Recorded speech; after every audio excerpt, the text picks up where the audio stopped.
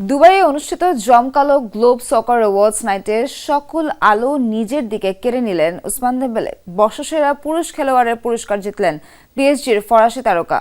Best player in the Middle East অ্যাওয়ার্ডে জয় করেছেন ক্রিস্টিয়ানো রোনালদো। আর প্রথমবারের মতো চালু হওয়া গ্লোব স্পোর্টস অ্যাওয়ার্ড উঠেছে টেনিস তারকা জোকোভিচের হাতে।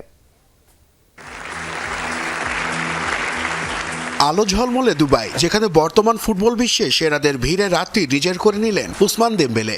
এমবাপ্পে, রাফিনিয়া কিংবা উদীয়মান তারকা লামিন ইয়ামালকে পেছনে ফেলে গ্লোব সকার অ্যাওয়ার্ডসের বর্ষসেরা পুরুষ খেলোয়াড়ের মুকুট এখন তার মাথায়।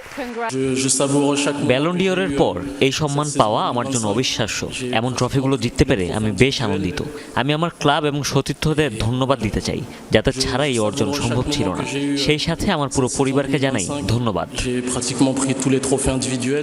বয়সকে একটি ফ্রেমে বেঁধে দুরন্ত গতিতে ছুটছেন সৌদি ক্লাব আল নাসেরের পর্তুগিজ তারকা ক্রিস্টিয়ানো রোনালদো। মধ্যপ্রাচ্যে সেরা খেলোয়াড় হিসেবে best player in the Middle east award জিতে নেন তিনি। পুরস্কার গ্রহণ করে নিজের এই অগ্রযাত্রা চালিয়ে যাওয়ার ঘোষণা দেন CR7।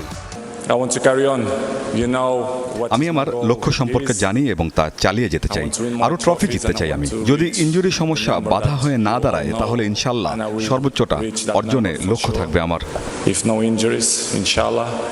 তবে নিজের ট্রফির চেয়েও আরও একটি কারণে সকল আলো নিজের দিকে কেড়ে নেন রোনালদো। প্রথমবারের মতো গ্লোব স্পোর্টস অ্যাওয়ার্ড প্রথা চালু করে কর্তৃপক্ষ।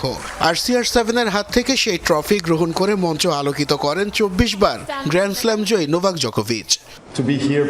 ফুটবলারদের মাঝে এই সম্মান পাওয়াটা বিচিত্র হলেও দারুণ আনন্দের। রোনালদোর হাত থেকে এই পুরস্কার পাওয়াটা সবসময় বিশেষ হয়ে থাকবে আমার কাছে। এমন একজন কিংবদন্তির কাছ থেকে পুরস্কার গ্রহণ করাটা বেশ সম্মানের। পুরো অনুষ্ঠান জুড়ে ছিল PSG দাপট।